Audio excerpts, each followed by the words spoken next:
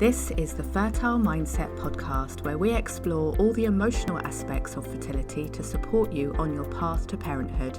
My name is Sarah Holland. I'm the Fertile Mindset coach and a mother to 2 children after my own fertility challenges.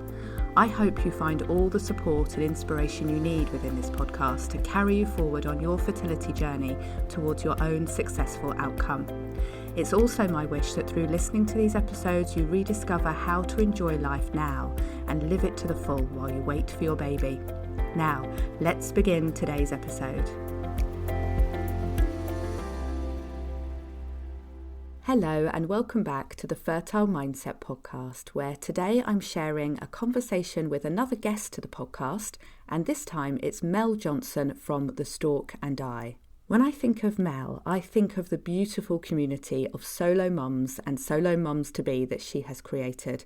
Her free Facebook group, The Stork and I Mum Tribe, is a really supportive place to be for anyone on a solo motherhood journey. The interactions and the support in there are amazing, and that kind of support isn't always possible to find among friends and family. So if you are pursuing solo motherhood, I really recommend joining Mel's group. Now, Mel and I had a really good catch up recently where we recorded for her podcast first, the Stork and I podcast, and we talked about EFT and how it can be used for support on any fertility journey and specifically the journeys of solo mums. And then we recorded together for this podcast where Mel talked about solo motherhood and how mindset shifts around clarity, comparison and more are so important when making decisions, having treatment and generally navigating your way through solo motherhood. I really enjoyed this conversation with Mel, and I hope that you do too. Hello Mel, welcome to the podcast. It's really lovely to have you here. Thank you very much. It's great to be here.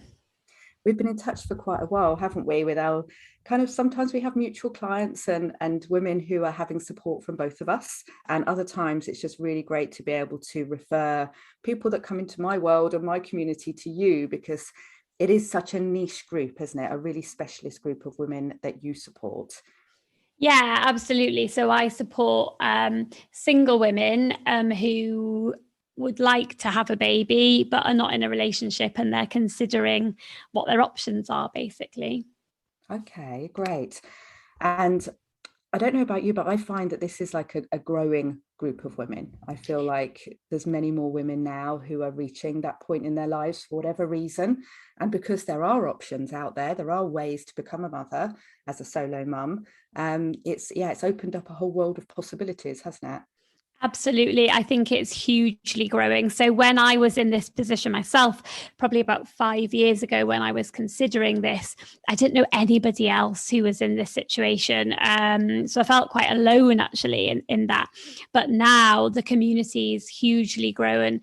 I've actually done quite a lot of research about why it's grown so much. And I think that the research lends itself to the fact that what we were looking for years ago is very different to what we're looking for now. And it says that our expectations of a relationship are much greater. The choice that we've got, it used to be probably meeting someone at the local community dance. And now it's like you can meet anyone anywhere in the world at any time at the touch of a button. So and then it says that the more choice you've got, the less likely to make a choice you are. And then also resources. So, back in the day, women had to get married if they wanted to leave the family home. Whereas now, obviously, women are independent. We've got our own career, money.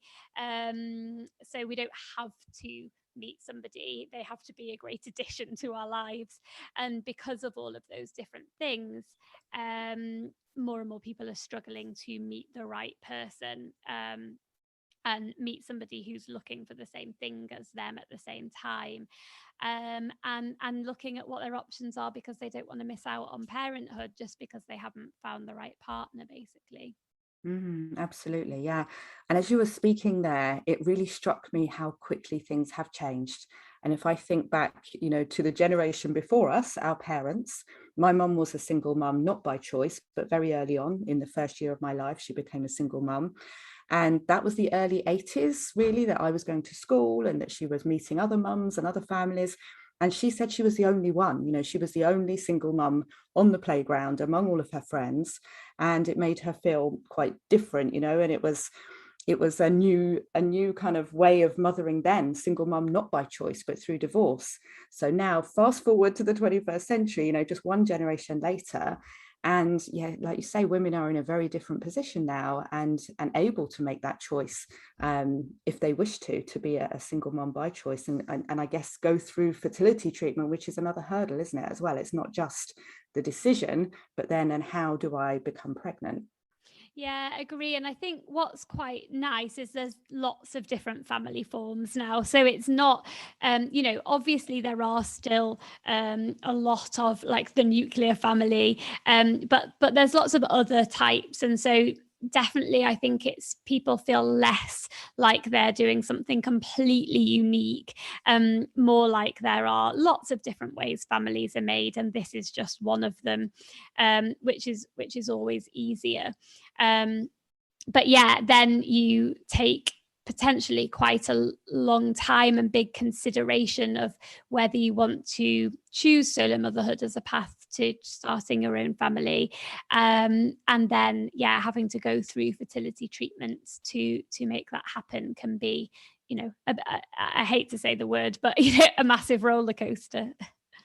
Yeah, as you say there, there is that massive decision to make, and for many different reasons. And I guess I'm used to seeing women at that stage often. They'll be in my community trying to decide whether or not to go it alone. Maybe they were in a partnership before. Maybe it was the fertility treatment itself that kind of, caused the breakup of the relationship even. From your perspective then, both personally, and I know the many, many women that you've supported, what are the key areas that are considered then when a woman chooses to embark on this journey? What kind of things do they look at and think about? I think the first thing is, the first big decision is, do I want to do this? And so, I mean, I think some people, and I would say I was in this category, are really clear that they want to become a parent, and it doesn't really matter in what form that takes, but they're just super clear that they'll do whatever it takes to make that happen. Then you've got people who are really clear, that's not on their plan, their life plan. They don't want to be a parent. And if you're in either of those categories, it's almost a bit easier because you're just very clear, Yeah, and you can yeah. take actions towards that. There's another category of people who are just not quite sure, and they're trying to figure out, is this something that I want in my life? And it can be an added complexity to say, well, I thought I did, if I was with a partner, but now I'm not. Do I still want to do this? So I think the first decision is, is this something I want to pursue? And if we look at society, I think people find it quite difficult to decide that they don't want to become a parent, because actually everything in society says that success, is around meeting a partner and having children. And so one of the things that I take people through is really trying to get clarity on, is this something that you want? Is it something that you want no matter what your relationship status is? And then if people decide this is something they want, what I do is talk them through the entire process. We split it into 3 different sections: the emotional side of things. So lots of people feel like they have to grieve for how they thought that they would become a parent. The factual side of things. So like, how do you do this? What are my options? What treatment do I need to have? How much is it all going to cost? Where do I go? That side of things. And then lastly, the more practical side of things. So how do I set myself up to make this successful? What support would I need in place? How do I prepare myself? And how do I manage this process? So that's the sort of 3 areas that I split this up and support people on that journey with. There is a lot to think about, isn't there, when you lay it out like that? And I can understand how, if you are of the mind that, yes, I definitely want children, no matter what, it kind of can make that transition easier, I guess, because you've already made up your decision that you definitely will have children as a single mum and you're comfortable with that. And then it's looking at all those different factors. But it's quite a lot to find your way through, isn't it?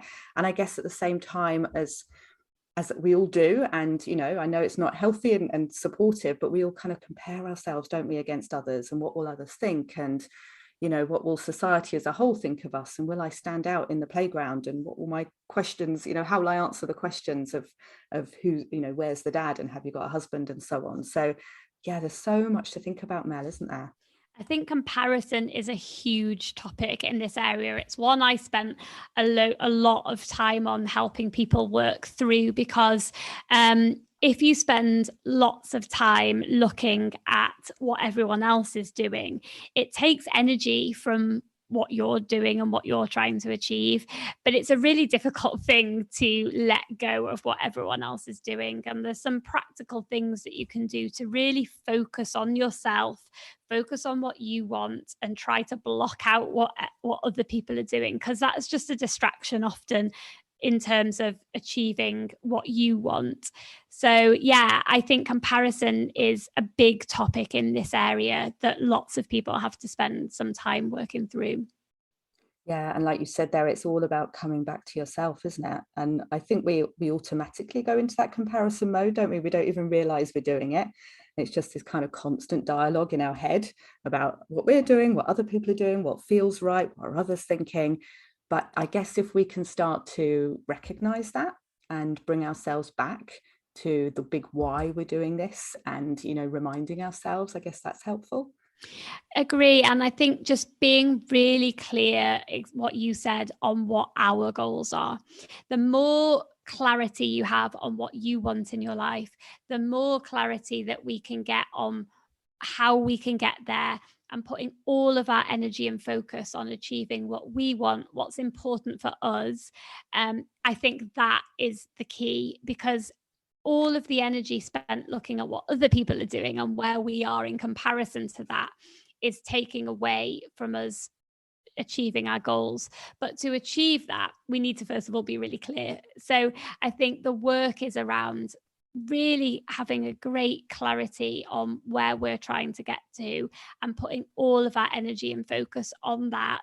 And exactly what you said, being aware when our energy is being taken off that, and starting to look more into what others are doing. So awareness of that is definitely the key, because that allows you to make changes and to refocus on what you want to be doing in your life.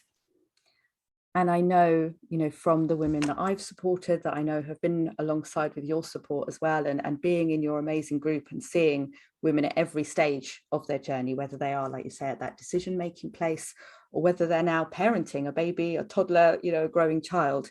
It's lovely how you bring everyone together and they're all kind of supporting each other. But yeah, I can see how for many, once they have that clarity and they really start moving forward with that certainty, and this is what I want, there will be hurdles, there will be difficulties along the way, there's no doubt, like there is in every path to parenthood, even without the extra but yeah, that clarity and that certainty and that assuredness of yourself and your own decision can make such a big difference. I can really see that. So how can someone really set themselves up then, if they're at that stage of deciding, or maybe they're already embarking on that solo motherhood journey?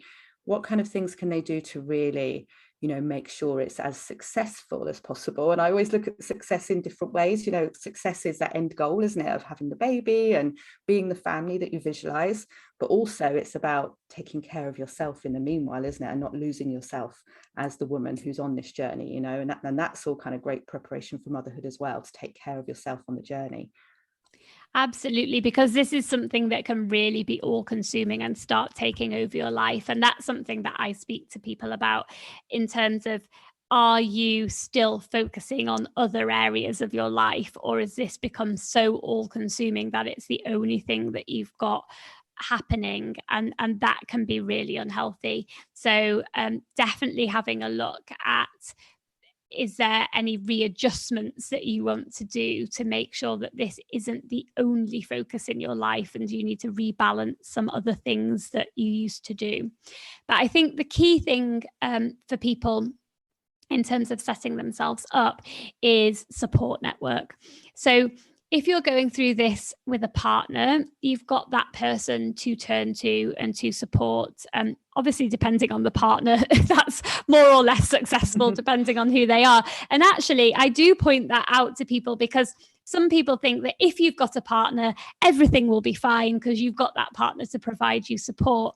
But actually, I speak to many women who say their partner isn't giving them the support that they want. And that's a challenge in itself. So we need to remember that the grass isn't always greener. It doesn't mean just because you've got a partner, everything is easier. And I think that's a really key thing that we should all remember. But having the people there to support you, getting your, I call it your mum tribe in place. So who are you going to talk through this decision with? Who are you going to get to help you make the decision? And maybe that's no one, maybe that's something that you want to do completely independently. But lots of people have some trusted people that they want to talk that through. And then at every stage of the process, you know, who is there for you? Who is going to support you emotionally, practically?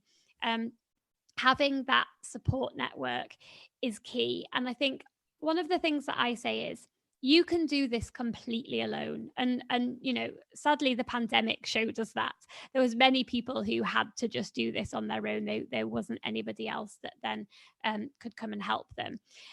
But it's not the most desirable place, I would say. And maybe some people are happy doing it completely solo, but for many, and definitely for myself, it's about collecting that amazing group of people. So it's about creating your family. Your family isn't just the people that you know, that your relations per se. It can be all the amazing people in your life that you choose to create your family, and building that around you, making you feel like you're not alone. So solo motherhood doesn't need to mean alone. That's very key for me. Solo motherhood means you're not doing it with a romantic partner, but you can be doing this with so many other amazing people who are really there for you and supporting you through this. And I think that is absolute key.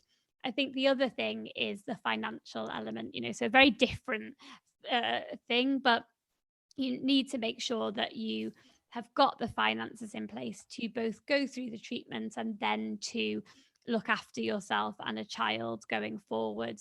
And the more planning and the more saving and the more understanding of your financial situation and what you need to do to get yourself into the right place, I think that's a real critical thing as a starting point to get you to set you up to be able to do this. Yeah, I can really hear how that's like laying the foundations to make this a successful journey, you know, because it's, who knows how long it's going to take, you know, whether you will be able to conceive quickly or whether further treatment will be needed.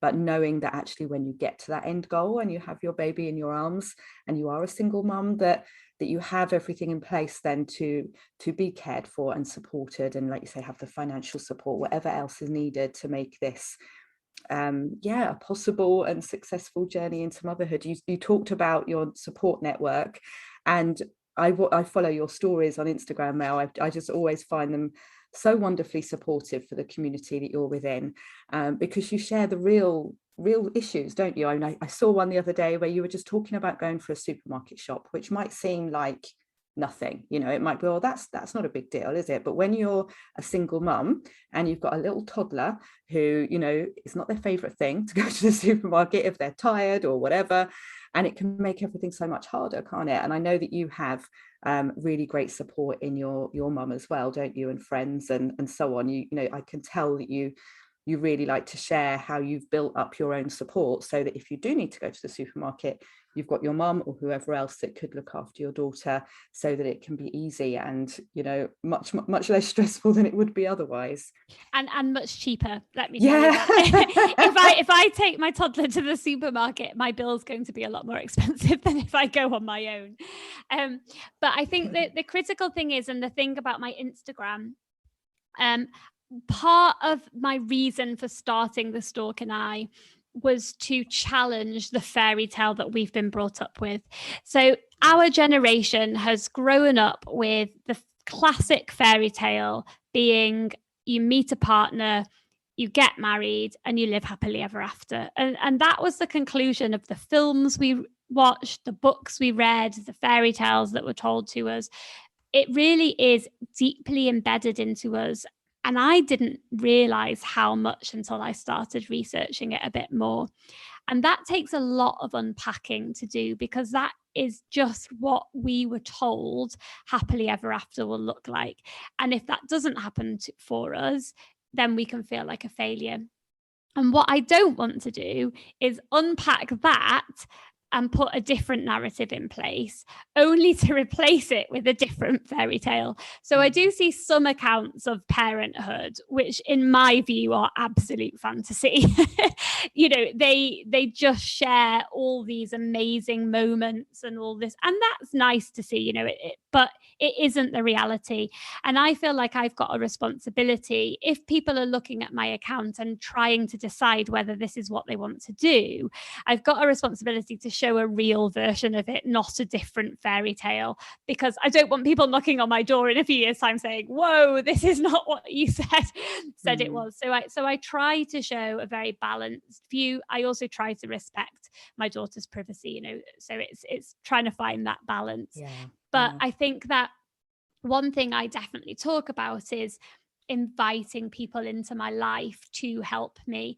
One of the things about the community of people considering solo motherhood, as a generalization, many of the women are strong, independent women who have not had to ask for help. Maybe we've bought our own house, we've got a successful career, we travel on our own, everything we do, we are able to do really successfully on our own. My personal experience is that with parenting, you can be more successful if you ask other people to help you with different aspects of that. It's better for me, it's better for my daughter.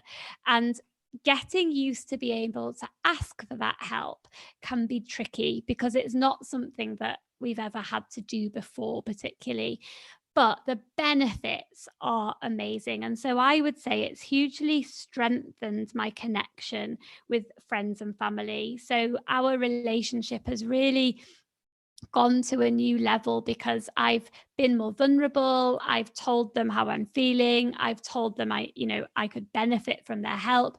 And really great friends, they just know that, and they go the extra mile. And so I would say it's split into two areas. You've got the practical side of things, and so an example of that is the supermarket, like you say. So if I can just pop to the supermarket quickly without having to take a toddler, it's just, so I don't need to have that, I could take her, but having the option just makes it life so much easier. And then you've got the more emotional side of things. And a great example of this is I went away for the weekend this weekend, and one of my friends just took my daughter to the park with her children so that I could just have half an hour of adult time to catch up with my other friends, because otherwise sometimes you go and catch up with people and you end up barely speaking to them because your whole attention is taken with the children. And having someone who just intuitively knows that and says, let me just give you a little bit of time to catch up, that's just such a gift. And I'm so lucky to have friends who will do that for me.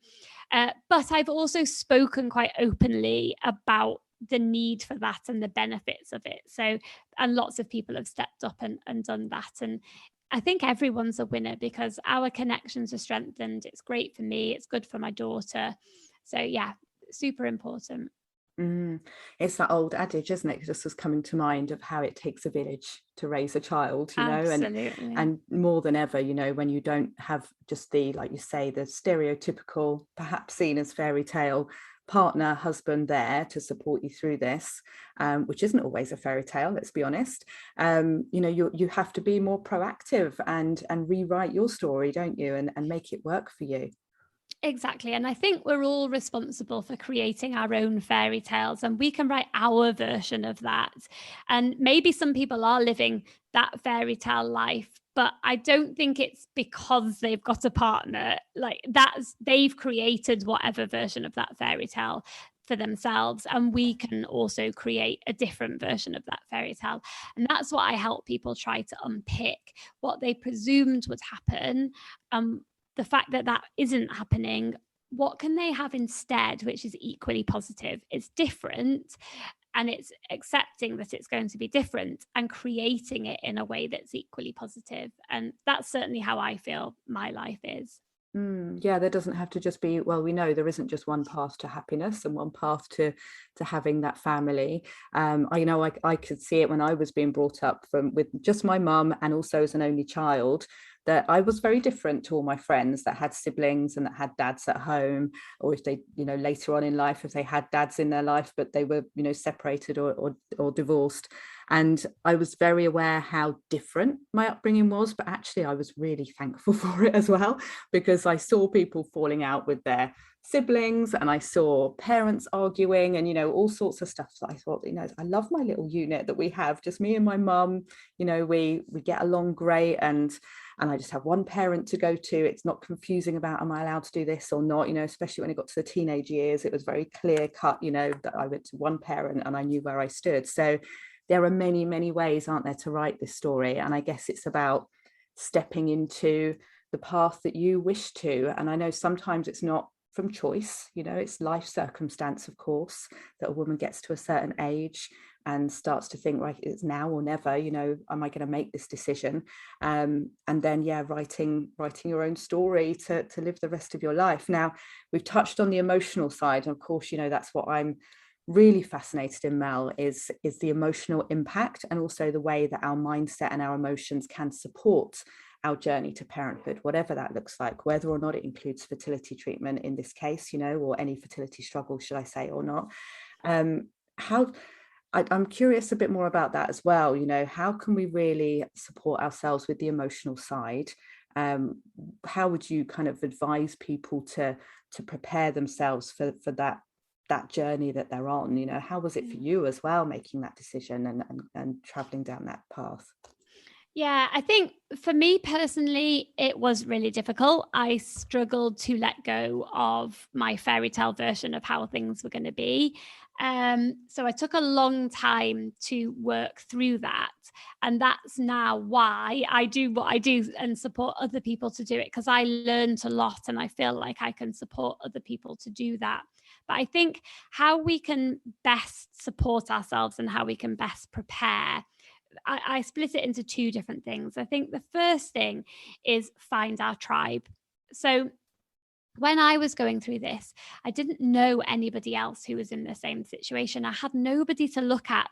There wasn't anyone in the public eye even, so that there's no role models of seeing people who've done this and are happy and are, doing it in a great way. And I think that's changing now. So there's more people now that we can look at that are doing this, that are happy, and you can feel a little bit reassured that, okay, it's not just me that's in this situation. It doesn't mean that I've failed. It is just my circumstances, and I have choices. And I'm lucky to live in a time where I have choices, honestly. And let me connect with other people who really understand what I'm going through.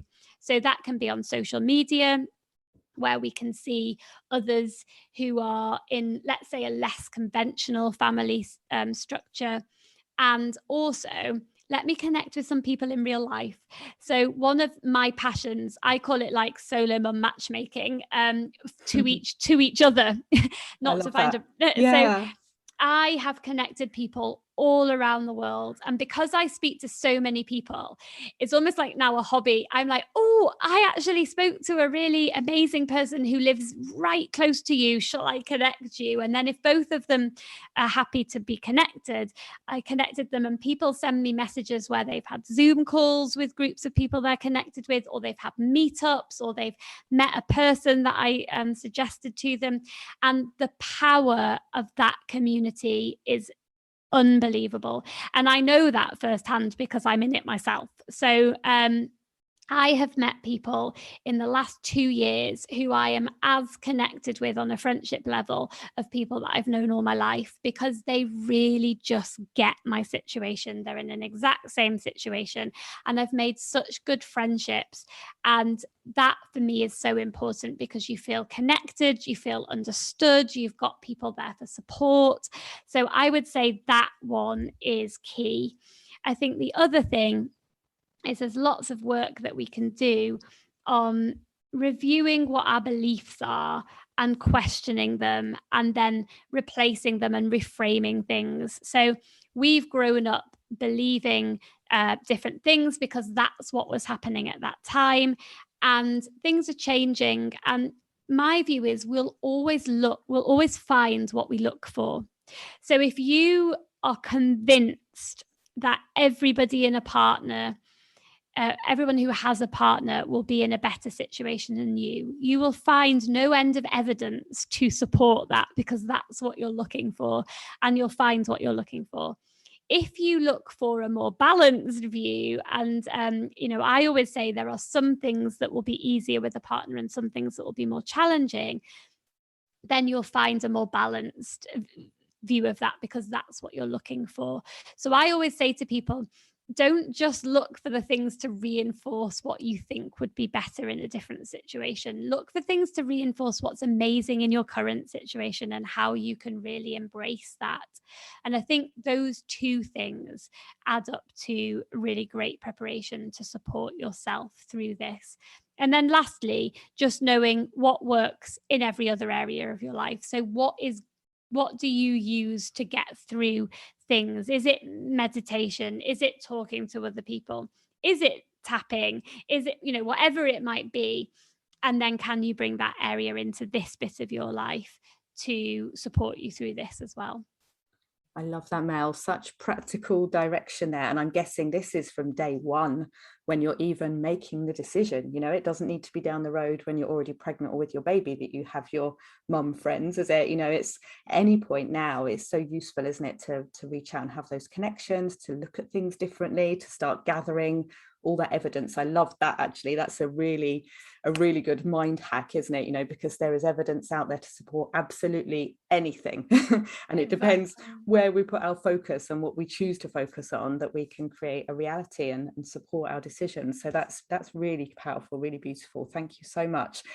Now, you talked about your community there and how wonderful it is for people to make the connections with each other, and I've seen that as well firsthand in your group. It is really beautiful, such amazing support. Could you tell us a little bit, Mel, about that group and about the other support that you have and where we can keep in touch with you? Yeah, so there's a couple of things. If you go to my website, which is thestalkandI.com, and it's stalk, S-T-O-R-K. Some people have messaged me with the other stalk, S-T-A-L-K. Oh, like a flower stalk. No, like stalking someone. Oh my goodness, there's so many stalks. I was like, oh my goodness. So the stalkandI.com, and that gives you a good overview of everything that is available. I've got a podcast, which of course you have been a guest on. I offer group coaching courses, which is for people considering this as a route to parenthood, as well as those who are pregnant. We have a course where a group of pregnant solo mums get together, which is super lovely and powerful. And I am just about to launch a membership site. So a very small monthly membership to get access to talks with different people, support groups, to each other, to sessions that I run, a whole heap of different things, just to feel really part of that community. And like you say, it's from the initial consideration of, is this something that I might want to do, down to I'm solo parenting a 3-year-old or however old. What should I do? What are my challenges? How can I connect with other people who really get it? So the whole range. Yeah, and every single step along the way, because Exactly. I think what's unique about your people, Mel, is that they don't necessarily know whether there are fertility issues as such until they start to try, but it's going to involve some kind of intervention in order to get pregnant, and taking it one step at a time and getting the support where you need it for whatever happens, so that you get to the end point with your baby. So it's really, really inspiring to listen to you, Mel, and I always knew that you had this amazing community there, and you were bringing those mums together. But to hear you speak about it now, I can see even more of the magic that takes place. So what I'm going to do, Mel, is put all the links of every way that people can get in touch with you on the show notes, so that they can check those and join your group and keep in touch with you.